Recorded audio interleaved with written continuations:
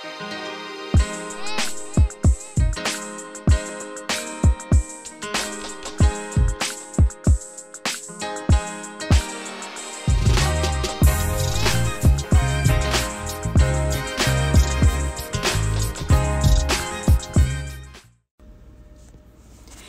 you for listening to The Walt Weekly with your host, Walter Latham Sr., and co-host, Michelle Swiney McCombs.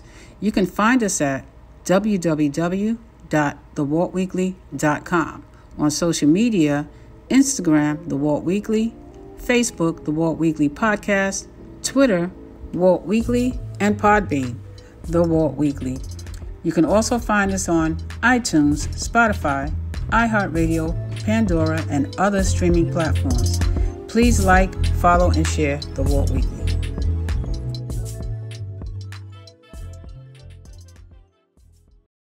Hello all, and thank you for joining another episode of the Walt Weekly Podcast Friday Live version. I am your host, Walter Latham, along with your co-host, Michelle Swiney McCombs, and welcome to the culmination of our celebration of Black History Month.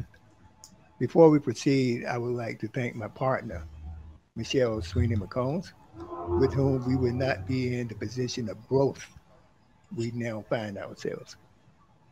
And I also like to thank the panel, Gene Anthony Edwards Jr., panel member, Gregory Coleman, panel member and Chief Information Officer at the Walt Weekly, Chris Swiney,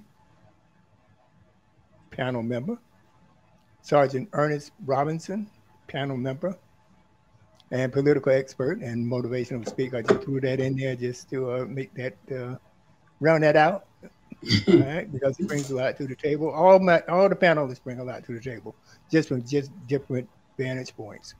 Harper Milo, NYPD, rotating panel member, and Monique, Lauderdale, rotating panel member. And the Walt Weekly would like to thank these folks. Oh, wait a minute. I got to cut you off. You forgot one panel member. I'm sorry. Okay. Stephen A. Smith. Ah, that's Steve. Yes, I can't forget Steve. I'm sorry. Steve, panel member and educator. There you go. All right. All right, Steve. Forgive me for that. Thank you, Michelle. Oh, forgiven. All righty. And the TWW would like to thank these folks for all they contribute. They represent the best in our society, and it is reflected in their contributions to this show and the impact they have on making the Walt Weekly a value add to the community.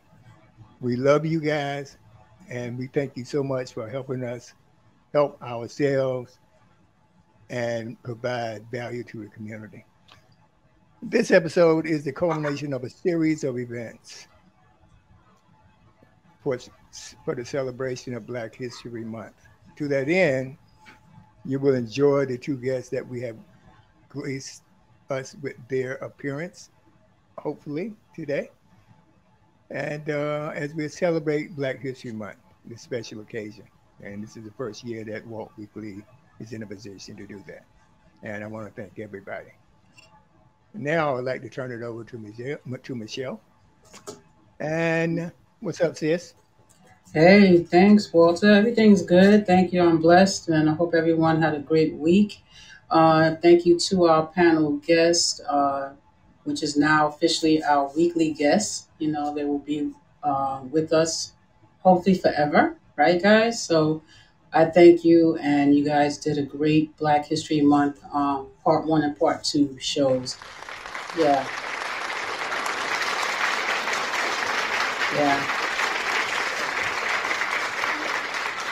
Amen to that. Amen. And I want to thank our sponsors that have been sponsoring us since December and continue to sponsor the Walt Weekly. Beauty Blends by Ami, Soap and Love, and Michelle Swiney Hair. We also like to acknowledge our intro and outro music on our podcast provided by Uncle Nephew. We appreciate you, and we look forward to doing more business. And you can use the Walt Weekly for a discount code of 10% with all of our sponsors. I'd like to acknowledge Greg Coleman out of North Carolina. He is the CEO of Illumination Media and technology. And he's also, Walter gave him a better title than I was giving him. Yeah, I he's gave a him chief engineer. information That's officer. right. That's right. Chief At the Information Walt. Officer at the Yeah. Walt Weekly. We appreciate him. We will have we have Christopher Swiney out of New Jersey. He's a retired New York sanitation worker and CEO of Johnny Roof's catering service. We have Ernest J. Robinson out of Washington, D.C. He's a sergeant, U.S. Marine Corps combat veteran, and a senior consultant at B. Ernest Leadership and Professional Consultant. We also will have Stephen A. Smith. Once he come in, I will acknowledge him. He's an educator, second chance business funding credit specialist. Like Walter said, we do have two special guests coming in, but at the moment we will start our celebration of Black History Month. I will post everyone's information in the chat room and to our audience. If you have anything to say that you would like to acknowledge for Black history, please put it in the chat room and one of us will acknowledge you. Thank you all. Okay, thank you, Michelle. And I don't know whether Yes. some of you got the chance to listen to Black History Month Part 1 and Part 2 that the Walt Weekly did and released, but it is out there. Hopefully y'all guys get a chance to listen to those episodes. And they are on all the major streaming platforms such as Apple Podcasts or Spotify. And please like, Yes. share, and follow and subscribe. That's right. Yes, we have Vanessa Gibson coming in. Thank you, panel. You guys are so patient. Thank you to our audience. We appreciate it. If you would like to share this podcast, you could click on the button on the left side of the input your message. It has a box with an arrow.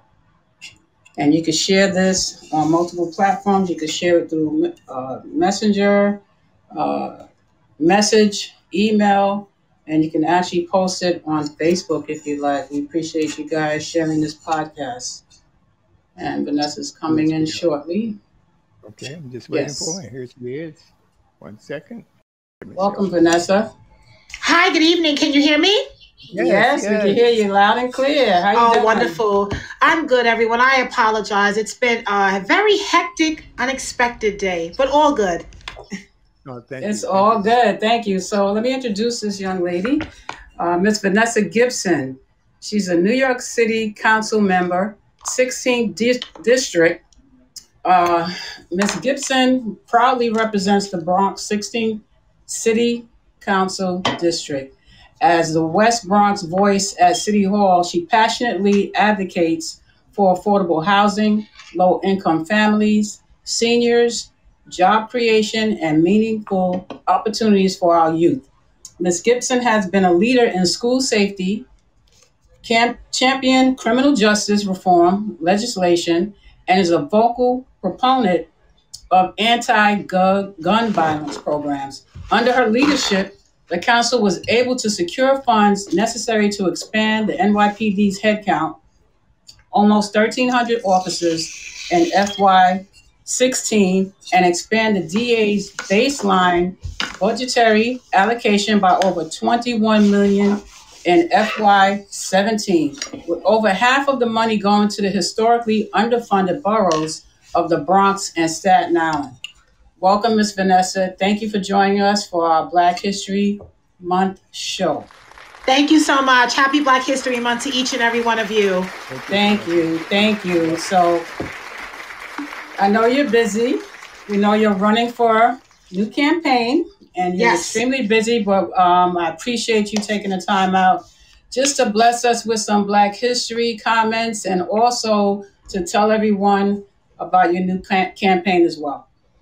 Thank you so much. To shout out to everybody on Walt Weekly. I thank all of you for your time tonight, and certainly shout out to my good friend, one of my district leaders, my good friend, Brother Gene Edwards, and each and every one of you. It's so great to be on once again. I was on a few weeks ago with Senator Bailey and Assemblywoman Chantel Jackson, and we were just shooting the breeze. And I first and foremost say Black history is American history and American history is Black history. And while February is the designated month in which we recognize and honor all of our African American pioneers and trailblazers, we should celebrate Black history every day. Every day in our schools, our communities, our homes, we should celebrate those single parents, those, hardworking educators, administrators, healthcare heroes and sheroes that are really paving the way. And they're representing Black America and Black heritage to the very best. And I think it reminds us of the history of Black Americans in this country. And although we've made great progress, civil rights era, right? The Voting Rights Act of 1965, we've seen incredible gains in electorate office with the historic election of Kamala Harris as our vice president. We've seen so many Black women right here in the state of New York, like the Honorable Tish James, our Attorney General. We've seen the Bronx District Attorney, Darcel Clark, also another history maker. And just on today, I have to big up my sister, the newest school's chancellor, and Misha Ross Porter, the first Black female chancellor. It is just incredible. And it tells me that every little girl, every little boy that lives in our community that desires to be success stories can do so. And they can see themselves in all of us, right? You can't be what you can't see. And so when I see all of these incredible moments in history, when I see the profound work that we're doing as Black people, I am excited. Look at what happened in Georgia last November with the historic elections, taking over the U.S. Senate. Now we have Majority Leader Chuck Schumer and Speaker Nancy Pelosi. There's no reason why Democrats all in office with all these titles, there's no reason why we can't get everything we rightfully deserve. But we know a lot of work remains undone. So to me, Black History Month is every day. It is every day I get the opportunity to serve the residents of District 16. And it really is every day that I get to represent Black Americans to the very best extent possible. Amen. Thank you. Thank you for that. Yes. We appreciate that.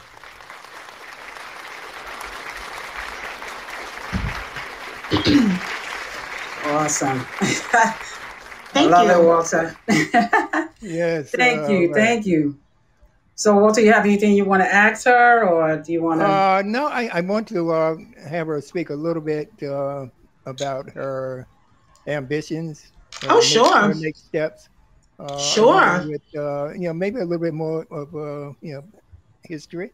I mean, of course. Just tell me when to stop because I talk a lot. I always have lots to say, but I am very passionate about this work. I have always looked to my Lord and Savior, Jesus Christ, for everything I have done. And as a woman of God, as a proud daughter of immigrants, my mom and my dad just raised me to really make sure that education was always the guiding fundamental work that needed to be done. And I think about my mom. I think about so many women that have come before me. And it's really been an honor to be in the city council. I'm in my last year, my 8th and final year. And because of term limits, I must leave at the end of the year. And I was first elected back in 2013. And before that, I served as a member of the New York State Assembly representing District 77 on the west side of the Bronx. And I had a great opportunity as a state legislator. And I got my start as an intern in the New York State Assembly intern program, working for the Honorable Aurelia Green, who paved the way for me, who served with distinction in the Assembly for 27 years, and who really took me by the hand. After I graduated with my bachelor's from University at Albany, she offered me a job, she gave me a chance, she gave me a space and opportunity, and she really mentored me and guided me. And every little girl needs a mentor in their life. Every little boy needs a mentor, someone who looks like them, but someone who believes in them. And Aurelia Green believed in me when I doubted myself, when I doubted my abilities. And she kind of thrust me out there. She thrust me into the public sector, into the industry of meeting with elected officials and constituents. And I started to develop a real passion for it. And I ultimately was served for working with her for a number of years before a position became available, and I ran for the New York State Assembly in 2009, and then I served for 4 years in the Assembly, and then I ran for the City Council in 2013. And now everyone knows when you have term limits, you know you have to leave office. And so you always try to plan what your next steps will be. I knew back in 2019 that I would be leaving in 2021. I knew that God was not done with me after the City Council. I knew He had more work in store for me. So I said, what's the best way that I can look to serve my constituents, the district I represent, but also the entire borough? And the office of the Bronx Borough President happens to be open because our Borough President, Ruben Diaz Jr., is also term limited out of office at the end of this year. So I decided back in 2019 that I wanted to run. I wanted to take my city experience, state experience, working on policy, budget, legislation, all of the investments I've made in affordable housing, jobs, education, public health care, dealing with public education, parks, recreation, open space, mass transit, economic development, working with formerly incarcerated men and women, youth, children, families, seniors, the LGBT community, veterans, everybody I've worked with over the years. And I said, how can I take all of that experience and elevate it to the next level? And realizing that the office of Bronx Borough President is a great way to represent the Bronx, to be the champion, to carry the vision, the priorities, and the platform of a borough of 1.4 million people and growing.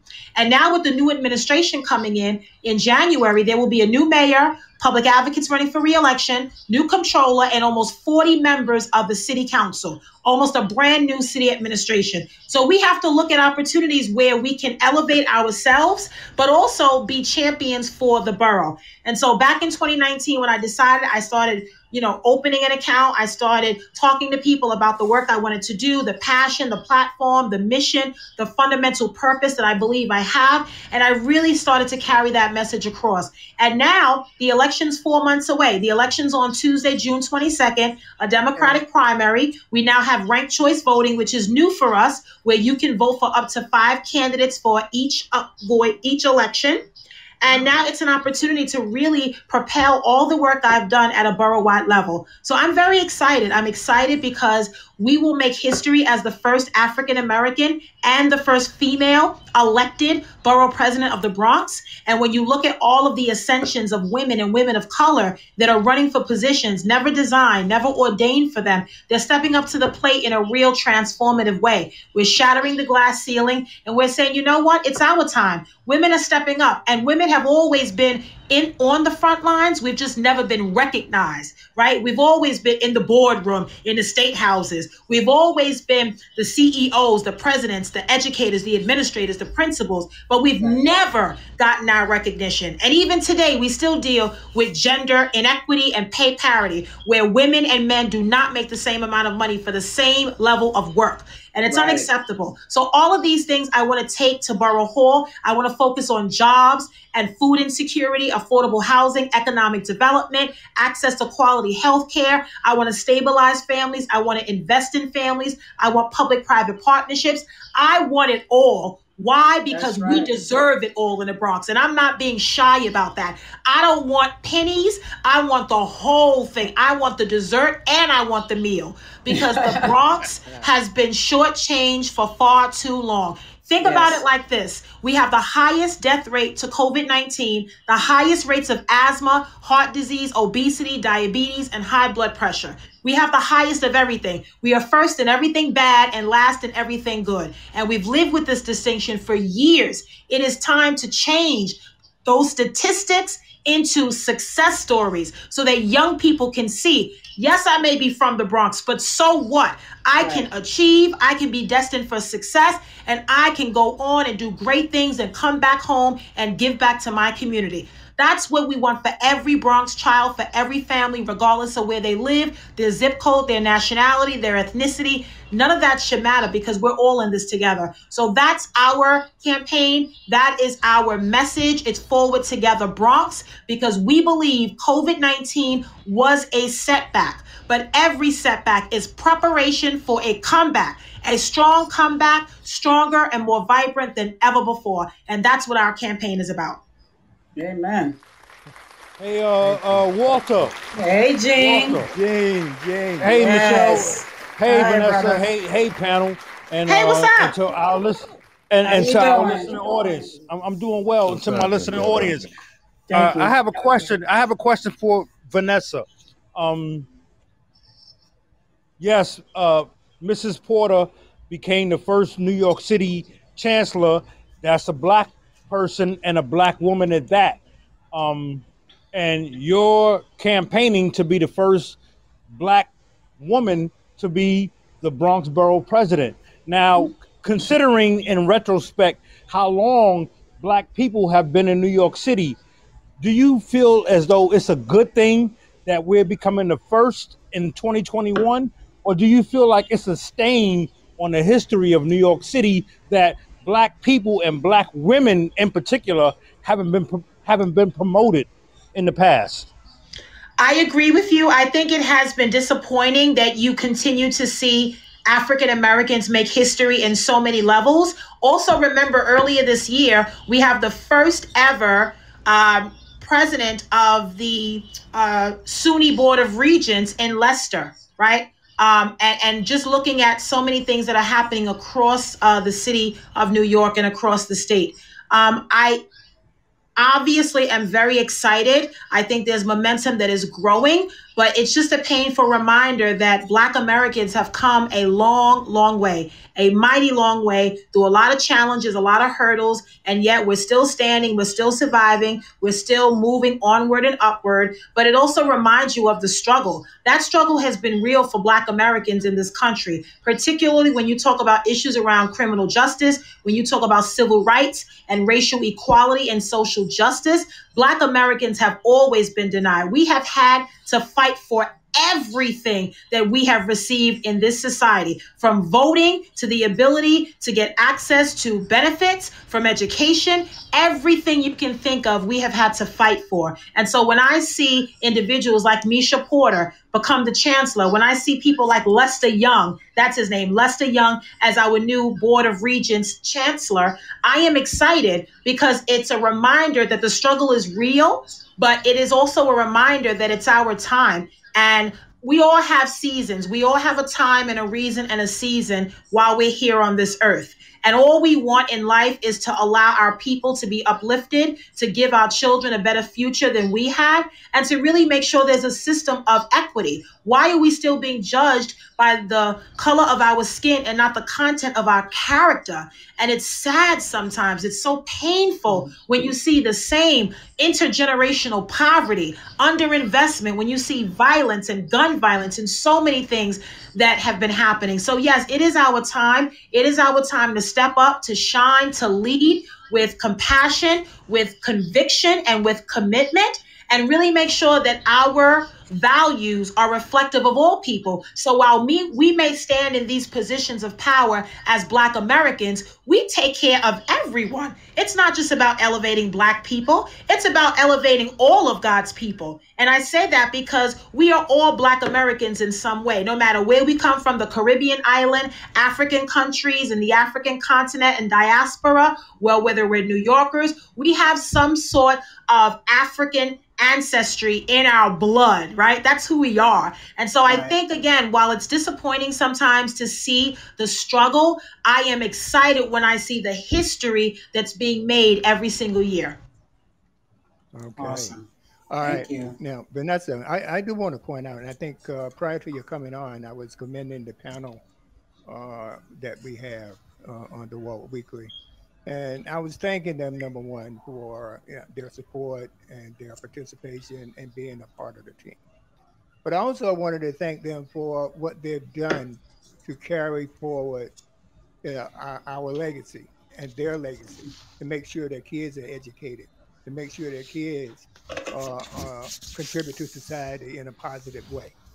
I mean, and being not just a Black woman, but being a Black man in this country is very, very difficult also. Right. Okay. And to be able to achieve those goals and raise a family and try to live the American dream against all odds, I think we should commend everyone, men and women, for the work that they have done. Mm-hmm. I agree with you. I agree. I will always stand and salute. And you know what? A good friend of mine, my sister Tamika Mallory, always says we got to show our Black men love, because Black men have been holding it down for their sisters, for their women, for their mothers, and the struggle has been real. We have all struggled together. And I don't want to make a distinction, because I do think women of color face a lot more challenges, but certainly the plight of Black men has been a challenging one. I have a Black brother, I have a Black father, a Black uncle, and I know what their struggle has been like. They have have been, criticized. They have been written off. They have been judged just based on what they look like, right? And while Black women have a better shot, we still judge too. So I feel like, yes, we have a lot of struggles, but we also have a lot of commonality. And I will always stand next to my Black kings. Excellent. Amen. Thank you. That's right. Absolutely, yes. No, Absolutely. I didn't want to put a distinction between Black men and Black women. That was inadvertent. What I wanted to say is that the Black family, unit, the single mother, the single parent that raise their kids and are dedicated to making sure that their kids get ahead and get what they need, get the tools, get that toolkit so that they could achieve something in the future. That's what I was basically talking about. So understand. You Yes. you understand the Black family, because one thing, I'm coming from the South, my grandma raised me, and my grandma went to the second grade, and she was born back in 1890, and one thing that she always put in, just instilled in me was the fact that you got to get an education. All right, she was able to have a grocery store. She was one of the most respected people in my town at her time, during her time, and she pushed education, and that is what I'm talking about. The people like that. And another mistake, a major mistake that I made, and I do want to take this opportunity to mention it, is that when Ma died, and I'm talking about my grandma, Ma. When Ma died, I lost my history. I lost one side of my family because she was that central point of knowledge and information about our family. So if anybody out there has a person like that in their family that knows where all the cousins and the uncles and the family is, they need to take advantage of that before that person is lost, because history dies with that. So a certain part of my history died with my grandmother. So I do want to just bring that out because I think it's relevant to our conversation. Got it. Okay. Got it. Amen. Amen to that, Walter. We appreciate that. So, Vanessa, would you like to give information on your up and coming campaign for any listeners that reside actually in the Bronx, or for people to share the info where they can find you and actually share any posts that you have, promotions that you have for your upcoming campaign? Absolutely. So once again, to everybody that is listening, Walt Weekly, thank you so much, Walter, for your support and for allowing me a space to speak tonight about my candidacy.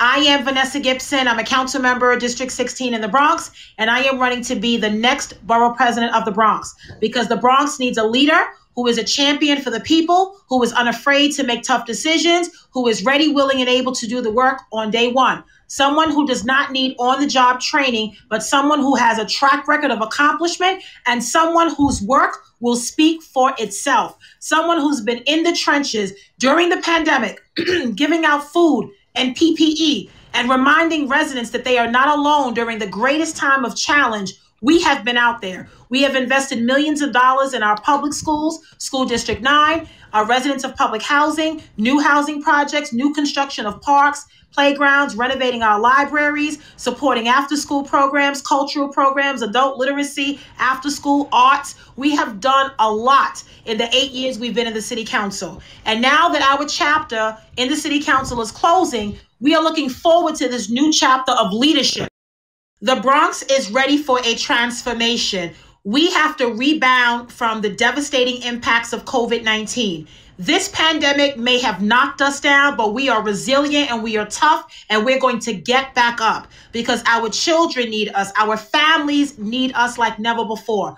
On day one, our message of together moving forward for the Bronx, we will focus on jobs, creating career opportunities and pathways to the middle class, and focusing on apprenticeship opportunities and minority and women-owned businesses, and working with all of our small businesses across the Bronx. We must focus on food insecurity. Too many families are going to bed hungry. It is unacceptable in the greatest city in this country, and we have families that face hunger. So we have to deal with urban agriculture, farming, farmers markets, green markets. We have to focus on Hunts Point and the terminal market and food produce market and healthier food options for families, since many of us are surrounded by processed poison in our neighborhoods. We have to focus on real affordable housing, but we also have to have opportunities and ownerships. Why should we be tenants for the rest of our lives? We should be owners, property owners, landlords, so we can demand better and we have a seat at the table. There is nothing wrong with that. We have to invest in worker cooperatives and community land trusts and build economic wealth and power in our communities. And we have to focus on financial literacy and financial empowerment. Why are we saturated with check cashing places instead of banks where we can invest money and save? It is unacceptable in our community, and we will no longer accept the despair that some of our people have been living in with mold and lead and mice. It is not normal. The gun violence plague that we've been dealing with, where children can't even walk down the street without the fear of being shot or in the middle of a gang war or a gun war. It is unbelievable. And I remind everyone that gun violence is never normal. We have a lot of work to do in the Bronx, but I feel good and I'm optimistic about the direction that we're heading in, because prior to the pandemic, we were doing great as a borough. Unemployment record low. We were creating jobs, building housing. We have 4 new Metro North stations coming, the Sheridan Expressway upgrades, the Universal Hip Hop Museum, the first ever Bronx Children's Museum. We have so much that's coming to the Bronx. And so I tell everybody, hold on and trust that things will get better and there is a light at the end of the tunnel. Do not lose hope on our people. Do not lose hope on the possibilities that lie ahead. We are united like never before. United we stand and divided we fall. We have much more in common as a borough and New Yorkers than we do that divides us. Do not let outsiders and influencers distract you from what is important. Keep your eyes on the prize and make sure that at the end of the day, no matter what title you have in front of your name, you know that we are all in this together. Our campaign message, Forward Together Bronx, speaks to the work of us moving this borough forward in a transformative way. Our campaign website is www.gibsonbp2021.com, and as well as our email address, which is info@gibsonbp2021.com. You can follow me on Facebook, Twitter, Instagram. It's Vanessa L. Gibson for my official and personal. And then for the campaign, it's Gibson, Gibson, BP2021. You can reach us, give us a shout out, show us some love. We are actively working on raising money. Contributions are always appreciated, no matter the amount. The city has a matching funds program. So for every dollar you give, the city will match you 8 to 1. So if you give $20, that will be equivalent to $160. It is not a game. We are in this campaign to win. We've raised over $100,000, over 800 individual contributors, almost 450 from the Bronx alone. Don't let people tell you that you can't raise money in the Bronx, because you can. And we are running because we believe that we are destined for this position. This position and all of the work I have done as an elected official has never been about me. It has always been about my community. I've always prided myself on being that person that doesn't show up on election time, but shows up all the time, because people need me all the time, not 9 to 5, sometimes evenings, sometimes weekends, on the Lord's Day. And we are always there because that's exactly what God has called us to do. This is a calling, not a 9 to 5, not a job, but this is a calling. And so I ask all of you, look us up, look at our work, and hope that you will join us, Forward Together Bronx. We have to stand together. Yes, we can. We will do this. Thank you so much. Thank you to the Walt Whitley. Thank you for everything. Thank you. Thank you, Vanessa. Thank you so much for coming on, and we look forward to having you on the show again. Hold on. Go ahead, keep. All right, Jen. You got it. Hold on, Walter Michelle. I would just like to thank Vanessa for coming on to this platform and telling the world, or at least the listening audience, about herself. I've known Vanessa for many years, long before she was a city council member. As she stated earlier, she was an assembly member. And I live here in Concourse Village, and she lives right across the concourse from me, but she was always active in what was going on in the 79th, although she was representing the 77th. Since I've been elected as male district leader, she's been a tutor to me, and I've been a chief pupil to her. And at this time, I openly endorse Vanessa Gibson for Bronx Borough President, and I think you all should get behind her because, as you see, she's the real deal and the only choice for the Bronx. Thank you. Amen. Thank you. Thank you. Thank you, Gene. Yes. All your campaign information, communications, that we will capture that. Yes. Some would have run for mayor. It goes out with the show. Yeah, right. Run for mayor. The 30 people running? We need you for mayor and then governor. I mean, I used to just skip mayor, go to governor. She's like, no. Listen, y'all. Listen. Now, y'all, you know I'm going to get in trouble for this, but y'all know we got somebody in mind for governor already now. All right. Oh, we already got somebody in mind. Okay. All right. You can't drop a name, could you? You know who it is. Come on. Yeah, wait. She's a sister from Brooklyn. Come on. Oh, okay. All right. Can you? Well, I'd rather for you. Let's go Brooklyn. Let's not drop a name then. Let's go Brooklyn. Yes. Now we're going to have some breaking news. That's cool. Mm-hmm. Vanessa, no, yeah, I mean, really.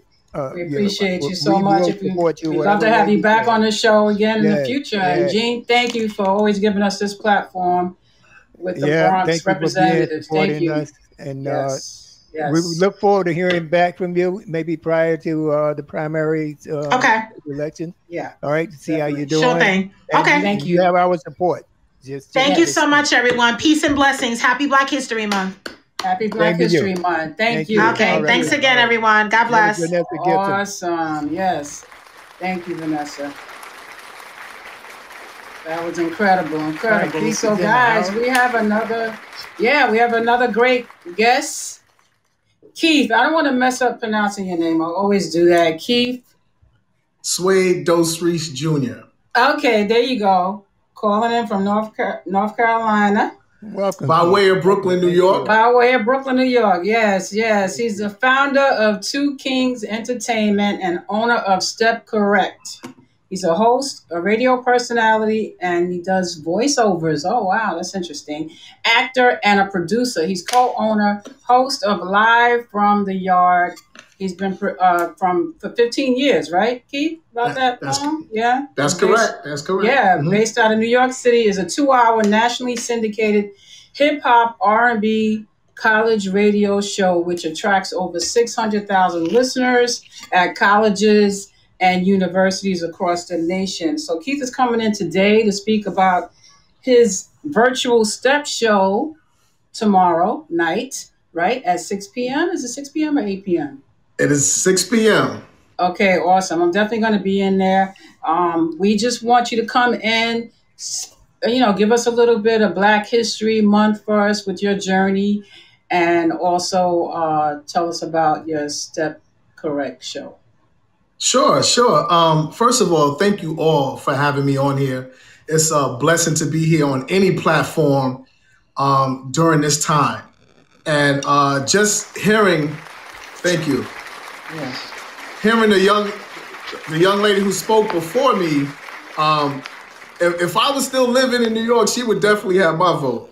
Definitely. Yeah, definitely. She was incredible. And it's kind of hard to follow something like that. I'm kind of my own. Yeah, I tell you, I'm kind of my own worst, critic, because to me, I'm just doing what God has put me on this earth to do. And, with that being said, I've been doing this for close to 20 years now. We're looking at 1999 when I started with Step Correct. And I'm excited about it because, when we started with Step Correct, first and foremost, the Lord is the leader and controller of my life. So let's put that out there. And I can't do anything unless God is in it. And my mother, the late, great Pastor Cheryl Reese, who's overseer, I lost her a year ago. She always showed me how to persevere through hard times. And this, of course, our friends, is a hard time. So when I started Step Correct, I was thinking in the future of how to be a trendsetter. And Step Correct is the first nationally syndicated show that traveled nationally with Step Correct as well, and Stepping. And we took it throughout the nation, and then we took it internationally. I became a member of Kappa Alpha Psi right before that. In spring '91, I'm dating myself right now. And through that, I was able to, step in a few shows and understand what it was like to be a part of a step show. And then that's when I started my own show, and we just took it nationally. But it gained recognition and got huge as we did Roseland Ballroom, and we started packing out the ballroom with college students from across the nation. And there was no fights, maybe a little argument here or there because people were just having a good time. But they were really, really coming home for this homecoming that just went viral and went huge. And this is with no social media.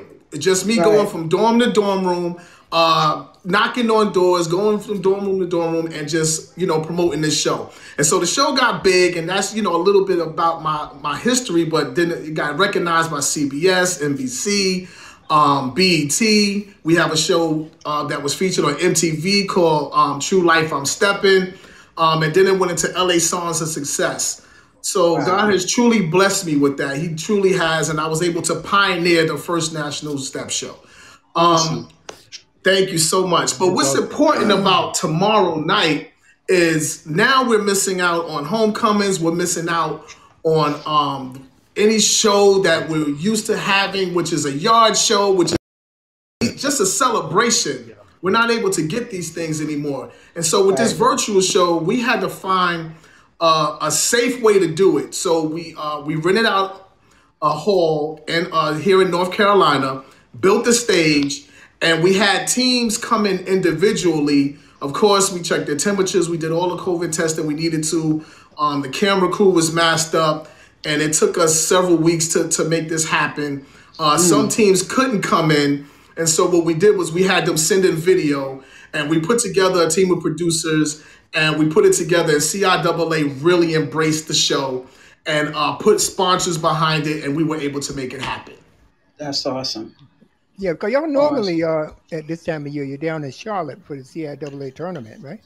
Correct. And this year, actually, we're coming out of Baltimore. So this year was supposed to be the first year that we're actually in Baltimore City, and we was really, really excited about being in Baltimore. And then, of course, COVID hit, and we had to, find a way to make things happen. And I thought about my mom, and I thought about what she would say to me if she was here. She was like, Keith, you got to keep pushing. And I came up with the idea of the virtual show, got with my partner, who's Dexter Scott, and owner of Earthquake Entertainment that owns the CIAA Step Show. And we just put our heads together, and he was like, you're really serious about this, Keith? And I'm like, I'm extremely serious about this. Let's make this happen. I put all the protocols together, and he trusted me, and we made it happen.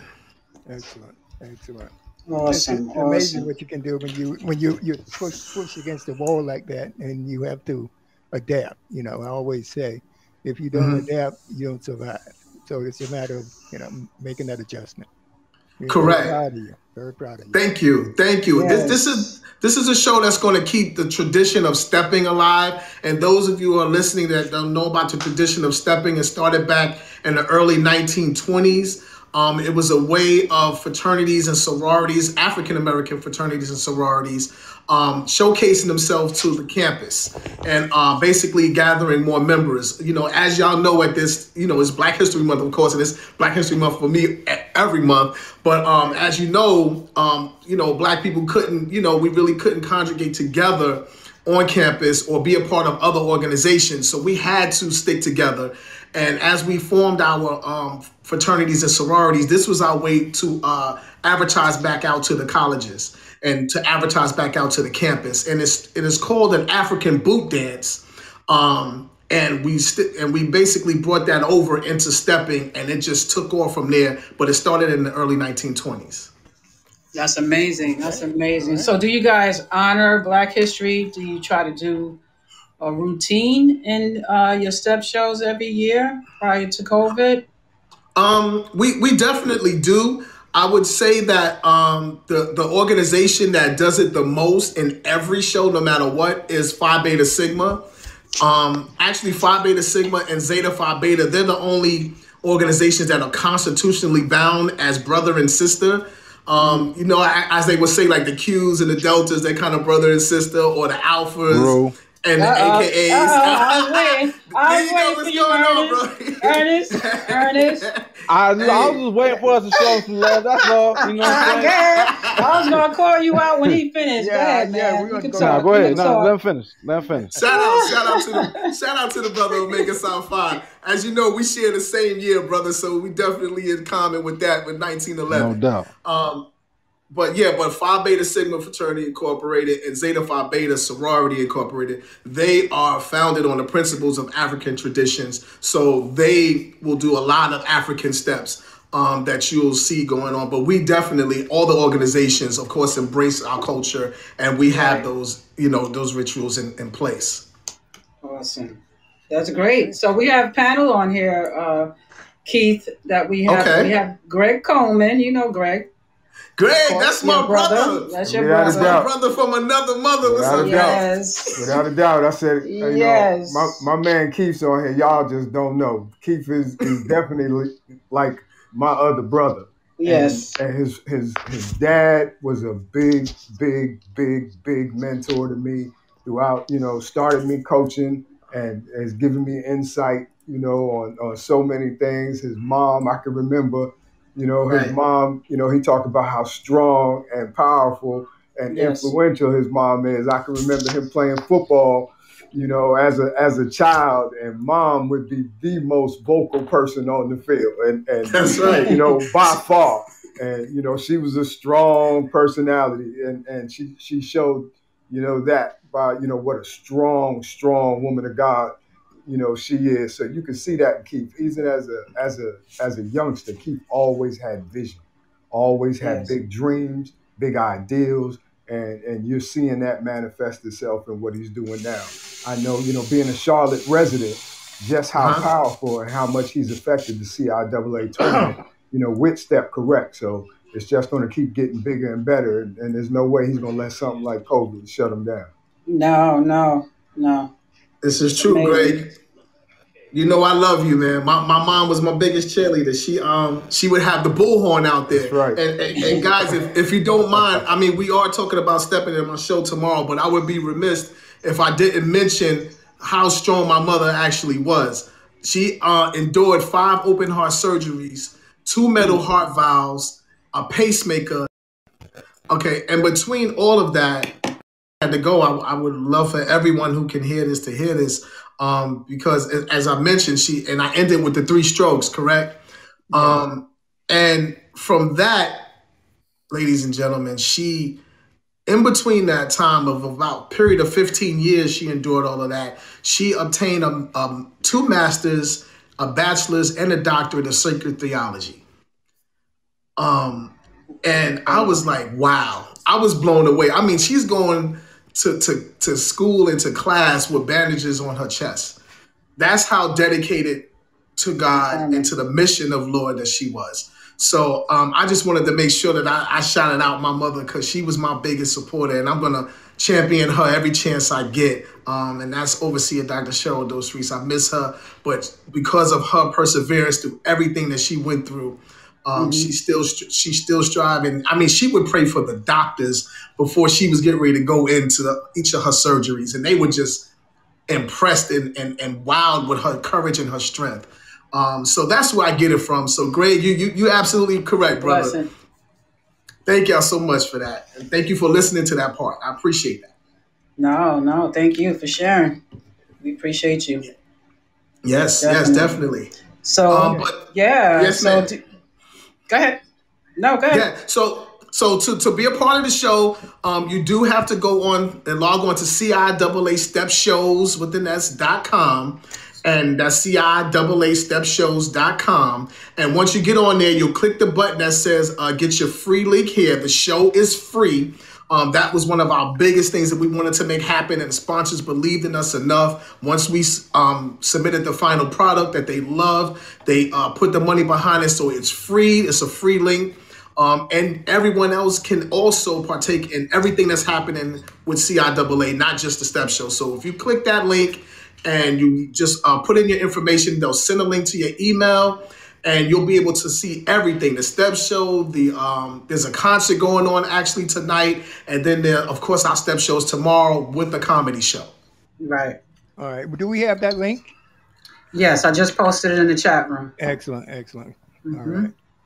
And that's, of course, my friend Michelle. You know, we've been friends for a long time as well. So yeah, brother. Yes. Family right here. We go back. We definitely go back. So, Keith, would you like to say anything about Black History Month, since this is our final show for February? If you'd like to give some history, more history, or say anything, I know your mother is your champion. Right. Anyone that you would like to speak on, your dad, or anyone in Black history that has also been a mentor to you? Thank you for that. Actually, before I go, I want to say, first of all, thank y'all for this platform and just keeping, everything alive in terms of what we need to hear, what our people need to hear, Black or brown people, because it's about championing us. My mother would say, give us the flowers while we can still smell them, right? So that's an excellent thing that you guys are doing. This is great. Please keep it up. I will be a huge supporter, and I will definitely let everyone know. Thank you. But I do want to speak on my dad and Muhammad Ali before I go. Okay. And I will say that, and Greg mentioned my dad being a great coach. He was, of course, a great football coach as well. He's retired since then. But he also was a boxing trainer. And he trained Eddie Mustafa Muhammad, who was a light heavyweight champion one time, if you guys know about boxing. And we were up at Muhammad Ali's training camp. And because of my dad, I was able to meet the late, great Muhammad Ali at the age of 10 years old. Now, I had no idea of the greatness I was around, but I just understood that this man was just impactful wherever he was and whatever he did.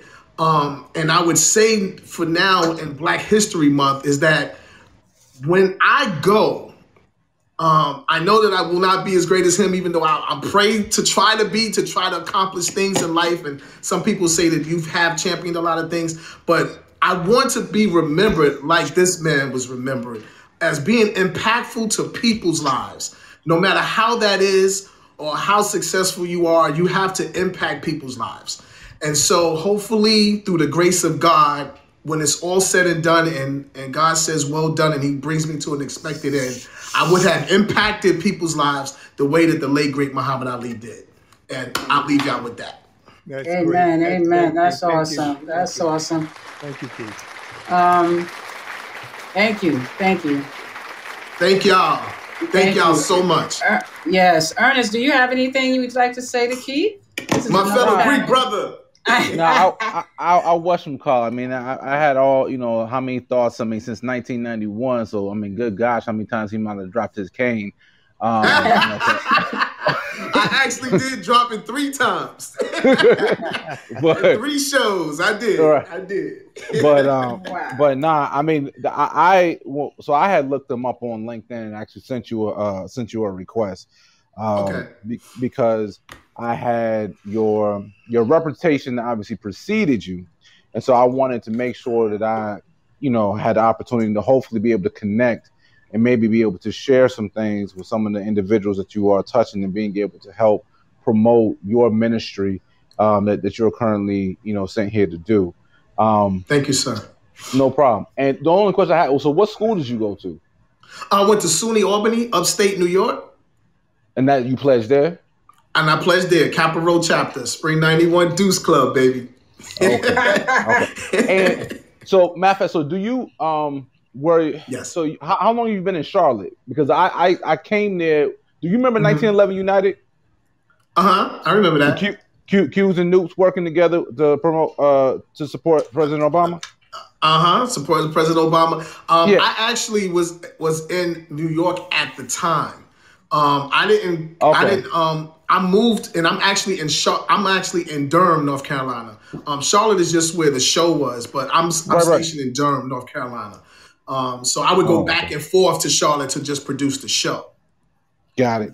Okay, because we came down there for CIAA. I mean, I've been down there. I was just trying to see if we crossed paths or not during that time of promoting the show, promoting President Obama. But okay. No problem. We might have, bro. It was 2011 and 2012. Yeah. I was down there, but I was also very heavy with Step Correct in New York and traveling with it as well. I didn't really come on board with CIAA heavy until about 2013, 14. That's when I came on really, really heavy with them and started producing all of their shows. Gotcha. Okay. Well, yeah. Well, please let me know. Do you use your LinkedIn? Not as much, to be honest with you, but I'm going to go on there now and look for you and make sure that you and I connect. Also, Michelle has my contact. Please, Michelle, get his brother my contact so that we can stay in touch because it's always great to have a team involved. And whatever we can do, brother, to make things happen, let's do that. Oh, absolutely. All day. Appreciate it. And Greg, you already know, so you better call me. He will. Right, okay. He will. We appreciate you so much, Keith. I honor you with all your achievements. You've been doing amazing, great things for the past 20 years. Thank you. I love you, brother, and I'm proud of you. Thank you. Thank y'all so much. Thank you. Thank you for taking the time. Hold on. I got one thing to say. This is Gene. What's up?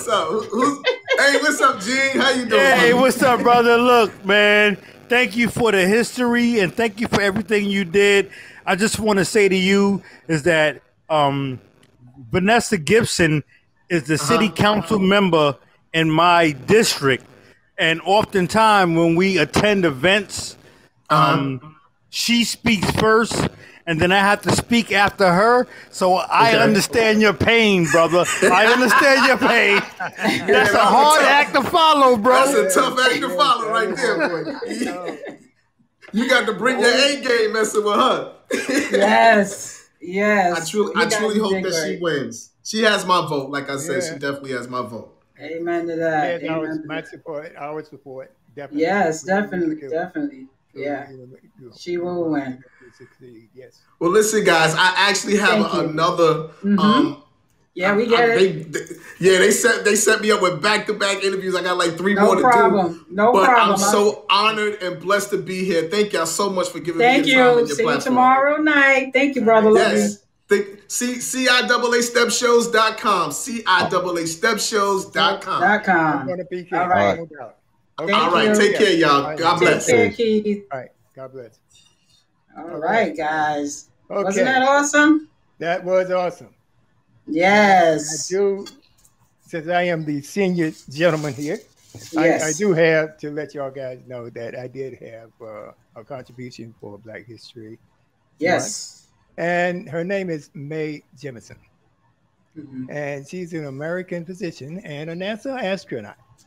Now, with that said, y'all guys would not believe that I am a Trekkie. I've been watching, I was watching Star Trek when it was on TV. When it first rolled. Me too. You too? All right. Yeah, I'm a Trekkie. And I cried when Spock died in the Wrath of Khan. Yes. You too? Mm-hmm. I thought it was being unique. So hurtful. Yeah, it was, right? It was. But anyway, folks in the audience, I want to thank all of y'all guys for your support. And, we're going to be here. We're going to continue to deliver the information that these news channels don't cover, and we want to continue with the value that I think that we give. And if you have any recommendations, please reach out to us on our website, www.thewaltweekly.com, and send us an email and let us know, what we can do better. And what type of topics you may want to hear or something that you're not sure of. I think we have the expertise on the panel, or we will find a subject matter expert in whatever you need, the topic that you need, that you want to know more about. Another thing, this show will be rebroadcast on Sunday afternoon after 3 p.m. on the various podcast platforms such as Apple Podcasts, Spotify, etc. We do need you to subscribe, like, and on certain, let's take for instance Spotify. You have to click on the ellipsis to like. All right. And on Podbean, the same thing. The ellipsis at the top right. Click like. Let us get some of your feedback because it helps us. And if you have Apple Podcasts, please give us 5 stars if you can. All right. If you like this show and you can find value in what we do, please do that. Please show your gratitude in that way. We would appreciate it. And I'm going to turn it back over to Michelle, and she can take us out. And thanks, everybody. Okay. Thank you, everyone. And Greg or Ernest, you have any final words or anything, or we can close it out? No, you got it. Okay, awesome, guys. Well, I'd like to say happy Black History Month. It is every day for us, not just in February. Thank you to our audience for always supporting us and joining us on Friday evenings. Thank you to our sponsors, our music sponsors and product sponsors, and our weekly panel. We thank you. We love you. Thank you for joining the Friday Live. You can follow us at www.thewaltweekly.com, IG and Facebook, The Walt Weekly, Twitter, Walt Weekly, Podbean, The Walt Weekly, iTunes, Spotify, iHeartRadio, and Pandora and other streaming platforms. Have an awesome weekend. Be safe, stay healthy, and blessed. Good night. God bless. Be safe. Thank you.